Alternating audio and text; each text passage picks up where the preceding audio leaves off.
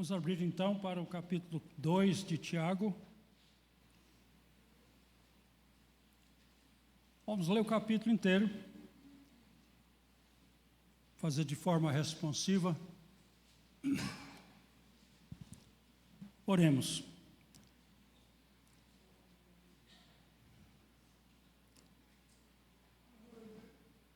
Humilhai-vos na presença do Senhor. Humilhai-vos na presença do Senhor, e Ele vos exaltará, e Ele vos exaltará. Humilhai-vos na presença do Senhor. Humilhai-vos na presença do Senhor, e Ele vos exaltará, e Ele vos exaltará. Sim, Senhor, é na Tua presença que estamos. E a Ti, Senhor Espírito Santo, clamamos. Inspira-nos nesta hora, Senhor, para ouvir a Tua palavra e aplicá-la em nossas vidas. Confiamos que Tu estás agindo em nosso meio. Por isso nós oramos em nome de Jesus. Amém. Façamos a leitura alternada, como está em Tiago 2. Os homens comigo e as mulheres com os pares. Meus irmãos, não tenhais fé em nosso Senhor Jesus Cristo, Senhor da glória, em acepção de pessoas.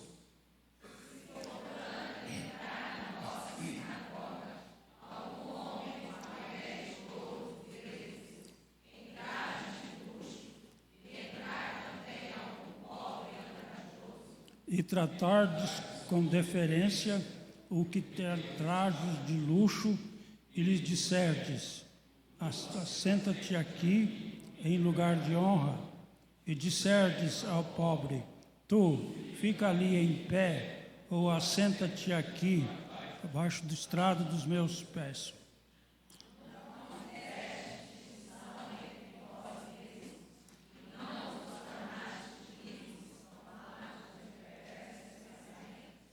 Ouvi, meus amados irmãos, não escolheu Deus o que para o mundo são pobres, para serem ricos em fé e herdeiros do reino que Ele prometeu aos que o amam?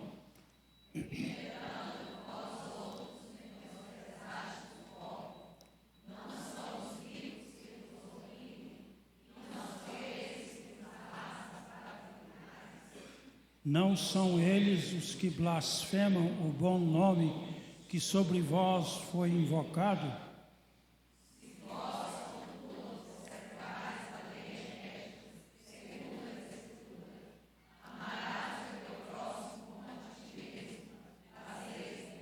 Se todavia fazeis acepção de pessoas, cometeis pecado, sendo arguídos pela lei como transgressores.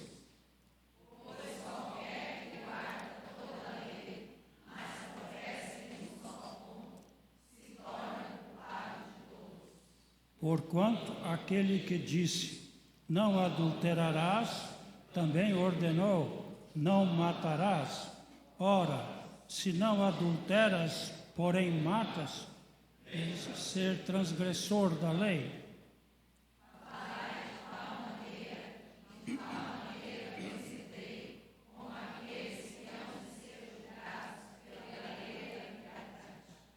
Porque o juízo é sem misericórdia para com aquele que não usou de misericórdia. A misericórdia triunfa sobre o juízo. Meus irmãos, qual é o proveito se alguém disser que tem fé, mas não tiver obras? Pode acaso semelhante fé salvar?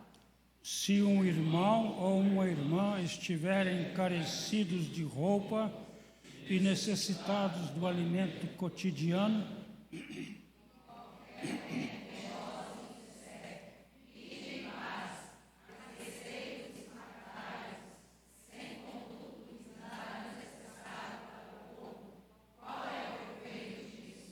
assim também a fé, se não tiver obras, por si só está morta.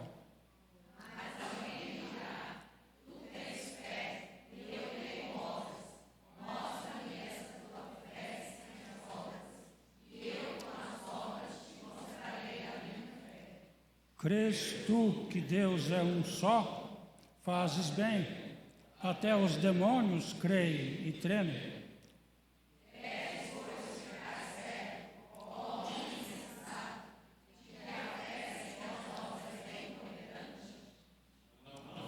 Por obras que Abraão, o nosso pai, foi justificado quando ofereceu sobre o altar o próprio filho Isaque.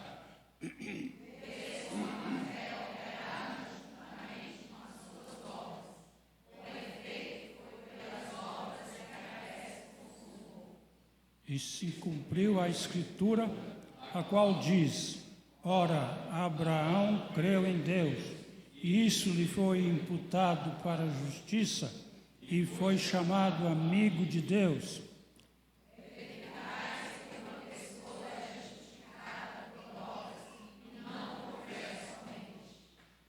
De igual modo, não foi também justificada por obras a meretriz Raabe, quando acolheu e os fez partir por outro caminho?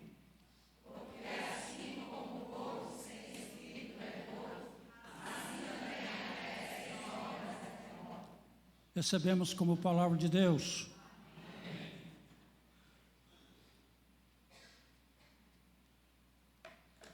Acabei de ver porque eu não estava lendo bem.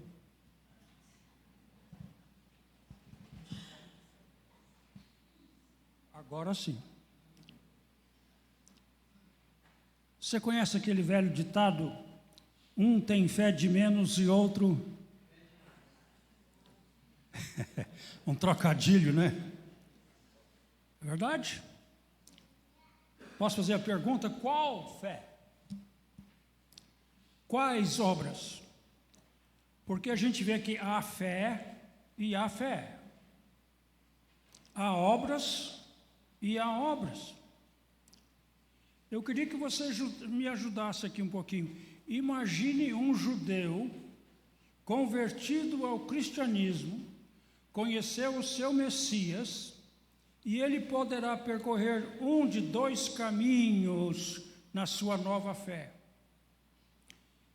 Ele pode se tornar um adepto do cristianismo mais o judaísmo, com observância ainda das leis dietéticas e as tradições, as 613 tradições sobre o que é ser um obediente, às 613, 350 delas são negativas. Todas aquelas regrinhas que os fariseus insistiam, ele podia continuar. Cristo, mais isso. Ele podia até ser daqueles que insistiam que se um judeu, um gentio se tornasse cristão, primeiro ele tinha que se tornar um judeu. Circuncisão, observar a lei, aquela coisa toda. Ele podia observar esse caminho. Eu creio que, em parte, Tiago está falando com um pouco desse povo aqui, porque ele fala que esta carta é para as 12 tribos da dispersão. Agora, o outro caminho que ele podia tomar é, que alívio, não preciso esse fardo de regulamentos e tradições, fé em Jesus Cristo é o suficiente. Este segundo ia seguir a sua vida nova em Cristo, justificado pela fé em Jesus, e por ser um judeu, ele se isolava do rico valor da assistência social do trabalho de cuidar do viúvo e do órfão que os judeus tinham. Ele podia ficar sem isso. Parece que estes são os dois parâmetros da vida de um crente em Jesus Cristo na dispersão como Tiago o chama. Uns têm fé e acham isto suficiente. Nada mais é necessário. Professam a Cristo, mas negam que há nem a necessidade de uma vida mudada no seu relacionamento com o próximo. Eles têm uma fé na vertical e esquecem da fé na horizontal. Qual sinal é esse? Jesus está bem no meio desta cruz, nessa junção, onde o vertical e o horizontal se encontram. Você já imaginou uma cruz só na vertical? Não tem sentido. Agora, com a horizontal é uma cruz completa. Tirando esses dois elementos da vida cristã, este coitado ficaria sem Jesus. E só na vertical ele ficaria sem seus irmãos. E não é esta a fé que Jesus ensinava. O argumento sempre assusta os que têm uma leitura superficial do Novo Testamento. Por um lado, nós temos Paulo dizendo que temos que crer em Cristo pela fé, porque pela graça sois salvos mediante a fé, e isto não vem de vós, é dom de Deus, não de obras para que ninguém se glorie. E por outro lado, nós temos Tiago dizendo: meus irmãos, qual é o proveito? Qual é a vantagem se alguém disser que tem fé, mas não tiver obras? Pode acaso semelhante fé salvá-lo? Assim também a fé sem obras é morta. Talvez um exemplo serve aqui. O famoso pregador A.W. Tozer. Se você nunca leu do A.W. Tozer, vai ler, é bom demais. Alguém perguntou para ele: por que nós temos o Antigo Testamento? Nós só precisamos do Novo Testamento. Ele disse: me mostra um passarinho, corta a asa direita dele e fala se ele pode voar. Não pode. Pois é, Tiago está dizendo quase a mesma coisa. Se nós tirarmos as obras, a fé vai ser vazia. Se ficarmos só com a fé, não vamos ter obras.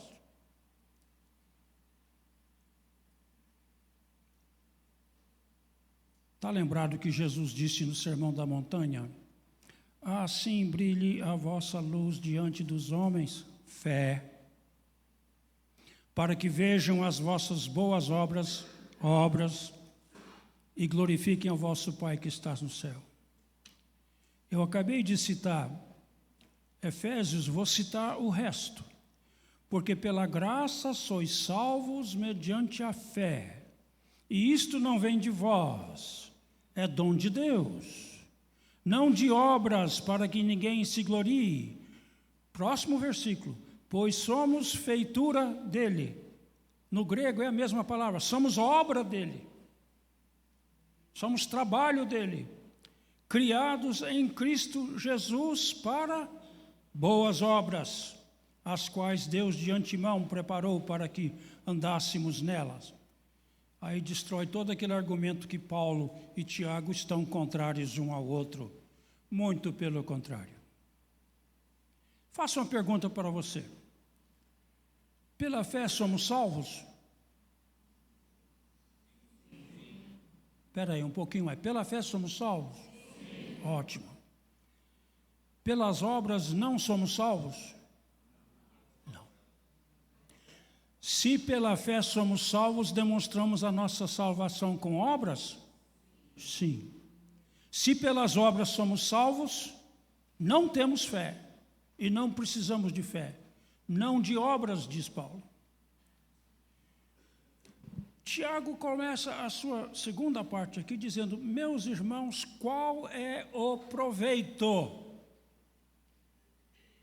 De que adianta se alguém disser que tem fé, mas não tiver obras? Pode por acaso semelhante fé salvá-lo? Vamos ver umas consequências desses argumentos aqui. Primeiro, o que está escrito ali? Então, se existe fé verdadeira, obviamente existe falsa fé. A falsa fé não serve aos outros. Tiago nos dá duas grandes ilustrações. Uma da pessoa que entra na reunião cristã, ele chama de sinagoga, mas é o termo correto. E ele é rico e poderoso, tem anel de ouro no dedo, roupa fina, e você, como dirigente, vai lá na frente e fala assim: senta aqui na frente, no lugar de honra. Mas logo após ele entrou um mendigo, ou então um membro da congregação que é muito pobre, trajando roupas esfarrapadas. E você fala para ele: fica ali, ó, senta ali. Ali é o seu lugar. Fica no chão aí. Fica ali perto de onde eu vou colocar meus pés. E Tiago diz: acabamos de fazer o quê? Acepção de pessoas. Distinguimos entre o rico e o poderoso. Qual seria o motivo de alguém querer dar honra para um rico? Não para honrar o rico, mas para dizer: olha como eu sou bem conectado nesta cidade. Eu conheço os ricaços, eu conheço os... Posso falar? Eu conheço os candidatos. Eu quero aparecer como um grande homem na frente desses que têm importância na sociedade. Há um pobrezinho ali, o Zé Buscapé ali, ele não tem nada. Eu não preciso exibir para ele, ele já me acha grande coisa. Qual proveito tem uma fé desse tipo? Nenhum. Outro exemplo é esse que nós acabamos de ler. Alguém está com fome, alguém não tem roupa, e a gente fala: coitadinho, vá cuidar da vida, eu não vou cuidar de você não. Pode semelhante fé salvar? Não pode. A falsa fé não serve aos outros, não demonstra o amor cristão. É uma fé que diz tudo certinho, mas não ama, não age em amor. É egocêntrico, o centro da vida é a própria pessoa, não é Jesus Cristo. É fé da boca para fora. Vamos lá, é fé de menos. É fé falsa.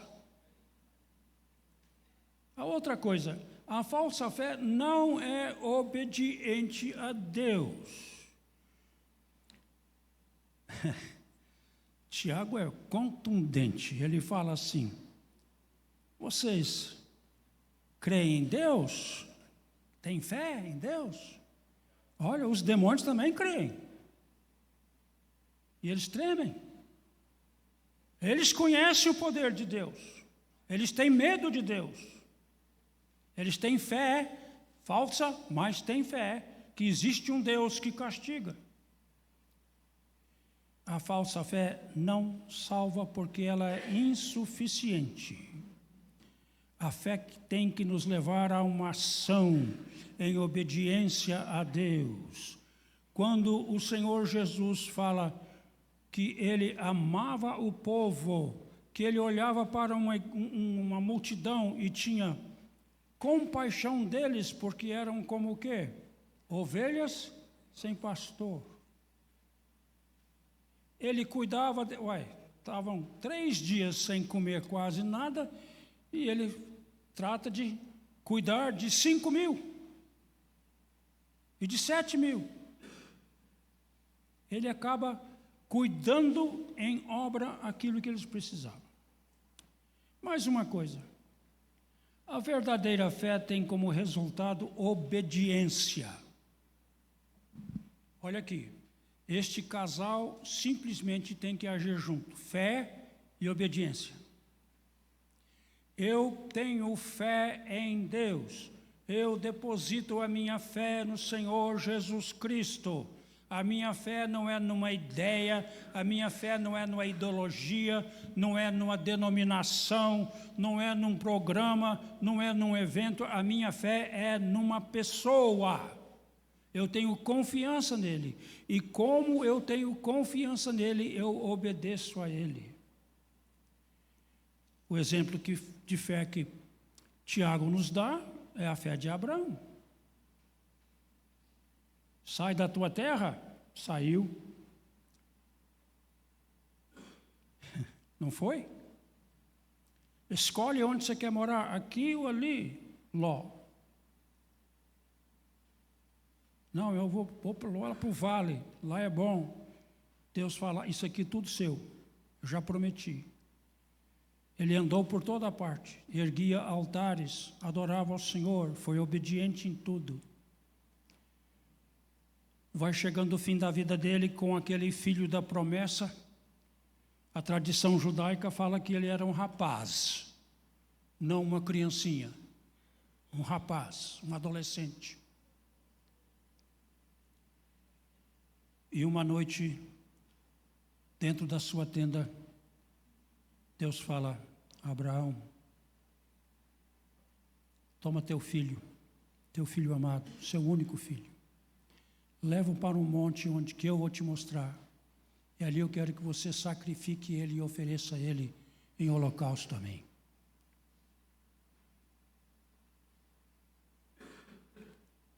Fé e obediência vão juntos. Está lembrada a história? Eles vão caminhando, com um rapaz ajudando, e um moço acompanhando. Quando ele chega perto do monte onde que Deus vai mostrar, sabe qual é o monte? Monte Moriá. Aos pés desse monte, o filho foi crucificado, mas no topo desse monte, sobem Abraão e Isaque. Gente, é um dos momentos mais dramáticos de toda a Bíblia. Pai, a lenha está aqui, estou carregando. O fogo está aqui. Mas cadê o animal para o sacrifício? Uma fé obediente teve a resposta certa, Deus proverá. E essa fé obediente fez o altar com as pedras, colocou a lenha sobre as pedras. Na tradição judaica, eu acho tão bonito isso, o rapaz disse, papai, me amarre bem amarrado para eu não tentar escapar. Fica mais dramático ainda. Deita o filho em cima da lenha e pega a faca, o cutelo, e vai cortar. E Deus fala, para aí. Agora eu sei que tu me amas, que tu me respeitas, que tu tens fé em mim, Abraão, pois não estavas disposto a sacrificar o teu próprio filho.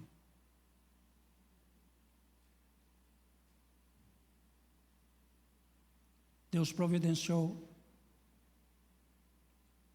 o animal para o sacrifício. Mas na hora de levantarem a faca na crucificação de Jesus, o Pai não deixou ele escapar. Por amor a mim e a você, ele deixou ele ser morto pelos homens, enquanto ele mesmo entregava a sua vida.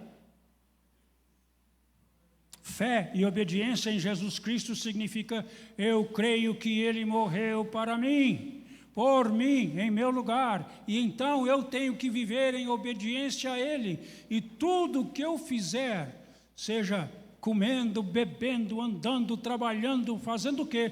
Tem que ser para o louvor e glória dele. A verdadeira fé obedece com grandes sacrifícios. A verdadeira fé fará grandes sacrifícios em obediência ao Senhor. Mais uma coisa, a verdadeira fé serve aos outros, custe o que custar. O exemplo é o exemplo de uma prostituta. É interessante como na Bíblia nós encontramos Deus agindo no meio de tanta gente diferente e gente que a gente desprezaria. De igual modo, não foi também justificada por obras a meretriz Raabe, quando acolheu os emissários e os fez partir por outro caminho. Ela sabia que a cidade estava cercada. Ela sabia que eles iriam logo, logo cair nas mãos. E ela disse: o seu Deus é poderoso, eu quero esse Deus, eu quero esconder vocês. E ela os escondeu.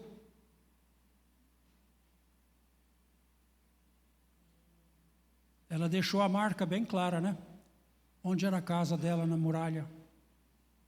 Um cordão de escarlata, símbolo de sangue caindo. E ela e a sua família toda escaparam desta destruição de Jericó, porque ela teve fé e obedeceu. E a grande obra dela foi o quê? Esconder os homens, indicar para onde iria, o caminho para eles escapar, e mentir para dizer que eles não estavam lá. Queridos, vamos deixar que as Escrituras falem para nós e mostrem-nos o caminho. Se você tem a Bíblia aí, abra 2 Coríntios 13, capítulo 13, 5. 2 Coríntios 13, 5. Quem é estudante aqui? Levante a mão. São poucos estudantes, o resto está tudo lá em cima, né? Aqui é a prova final de vida está aqui. Examinai-vos a vós mesmos se realmente estáis na fé. Provai-vos a vós mesmos. Ou não reconheceis que Jesus Cristo está em vós? Se não é que já estáis reprovados, mas espero que reconheçais que não somos reprovados. Você tem fé, querido? Ok? Mas você tem uma fé que é aceitável a Deus? Aí é outra história. Nós temos que provar, examinarmos a nós mesmos se temos uma verdadeira fé. Jesus disse: aquele que tem os meus mandamentos e os guarda, esse é o que me ama. E aquele que me ama será amado por meu Pai, e eu também o amarei e me manifestarei a ele. Jesus disse: eu sou a videira verdadeira e meu pai é o agricultor. Toda árvore, toda vinha que não dá fruto, ele faz o quê? Ele poda para dar o quê? Mais fruto. Jesus também disse: pelas obras os conhecereis. Pode uma árvore boa dar fruto mau? Pode uma árvore má dar fruto bom? Não.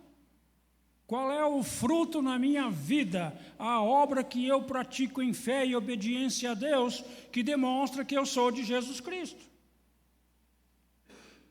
Há alguns evangelistas espalhados neste mundo que não abrem a boca para falar de Jesus, mas a sua vida prova que são de Cristo. Agora não entre por esse caminho fácil, não. Porque a sua boca tem que falar do que o coração está cheio. E se está cheio de Jesus, você vai falar dele. Mas as obras que você praticar perante os homens serão prova concreta. Lembra aquele trecho que lemos de Hebreus? Capítulo 11, o capítulo dos fiéis, o catálogo dos fiéis. Pela fé, Abraão. Pela fé, Isaque. Pela fé, Moisés. Pela fé, Davi. Pela fé, Noé. Fizeram coisas, agiram obras. O autor dos Hebreus, primeira coisa que eu vou fazer quando chegar ao céu é adorar o Senhor Jesus. Segunda coisa é perguntar quem é o autor dos Hebreus. Curioso demais. O autor dos Hebreus diz: de que mais direi? 11:32. Certamente me faltará tempo necessário para referir a respeito de Gideão. Lembra o que Gideão fez? Baraque, lembra que Baraque fez? De Sansão, lembra que Sansão fez? De Jefté, lembra que ele fez? Lembra de Davi, que ele fez? De Samuel, que ele fez?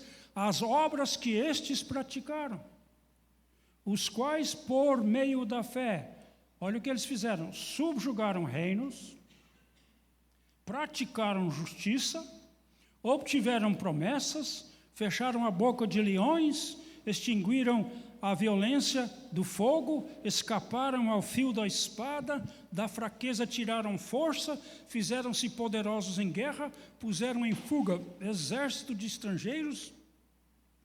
Mulheres receberam pela ressurreição os seus mortos, alguns foram torturados, não aceitando o seu resgate, para obterem superior ressurreição. Outros, por sua vez, passaram pela prova de escárnios e açoites, e sim até de algemas e prisões. Foram apedrejados, provados, cerrados pelo meio, mortos a fio de espada, andaram peregrinos vestidos de peles de ovelhas e de cabras, necessitados, afligidos, maltratados. Como Luiz Jânio pregou aqui neste púlpito, homens dos quais o mundo não era digno, errantes pelo deserto, pelos montes, pelas covas, pelos antros da terra. Obras provenientes da fé. O capítulo 11 pode ser o catálogo dos fiéis, mas na realidade é o catálogo dos atos dos santos de Deus, que pela fé fizeram tudo isso.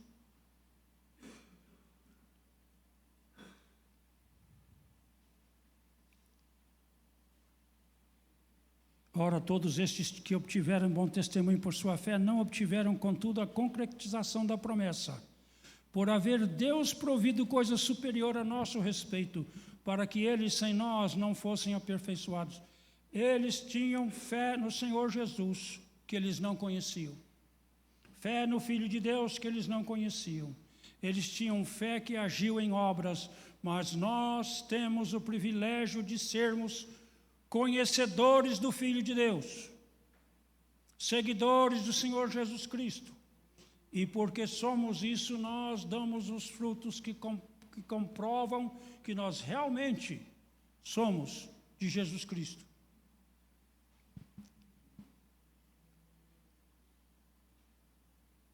Capítulo 15 de João. Eu sou a videira verdadeira e meu pai é o agricultor. Todo ramo que estando em mim não der fruto, ele o corta, e todo que dá fruto limpa para que produza mais fruto ainda. Vós já estáis limpo pela palavra que vos tenho falado. Permanecei em mim, e eu permanecerei em vós. Como não pode o ramo produzir fruto de si mesmo, se não permanecer na videira, assim nem vós o podeis dar. E se não permanecerdes em mim, eu sou a videira, vós os ramos. Quem permanece em mim e eu nele, esse dá fruto, muito fruto, porque sem mim nada podeis fazer. Como é que está a sua obra? A sua obra é em gratidão ao Senhor que te salvou? Eu conheço essa igreja um pouco. Há muitos aqui que demonstram claramente que são do Senhor Jesus. Eles mostram pelas suas obras que têm fé. Nós não vivemos uma vida isolada de ação no reino de Deus.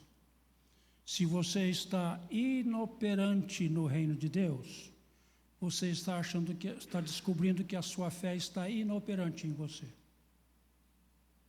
Se não há em você o ânimo para agir em nome de Jesus, onde você está deixando a sua fé morrer. Porque sem obras para o Senhor, a fé é morta. Não é fé verdadeira. É uma fé falsa. É uma fé vazia. É uma fé da boca para fora. 25 anos. Esta igreja chegou a 25 anos de organização, porque havia gente aqui que praticou as boas obras que o Senhor lhes deu para fazer. Desde o banco onde você está sentado, até o ar-condicionado que nós estamos curtindo aqui. Tudo isso, obra de fé. E fé que gerou obra. Você é obra de Deus. E Ele te criou para boas obras, que Ele antecipadamente preparou para você fazer. Oremos.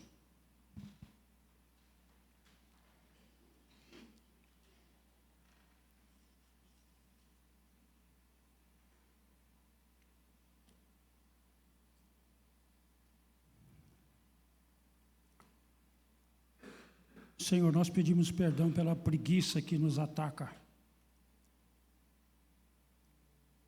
pela aquela vontade de deixar os outros fazer. O serviço será feito, Senhor, sem mim. Nós pedimos perdão, Senhor, porque sabemos o que devemos fazer e não o fazemos. Nós pedimos perdão, Senhor, porque temos menosprezado tão grande salvação. Não temos agido em gratidão como deveríamos. Mas, Senhor, por aquelas horas em que nós temos agido e sentimos o calor do Espírito Santo agindo em nós, nós te agradecemos, Senhor.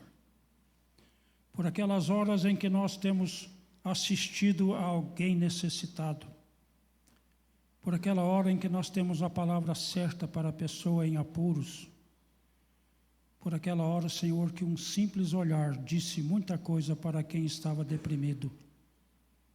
Tudo isso, Senhor, nós te agradecemos por termos feito para Ti. Por termos visitado o doente, o aprisionado, por ter alimentado o faminto, dado água ao sedento. Senhor, receba a nossa boa obra em Teu nome. E em nome de Jesus é que oramos. Amém.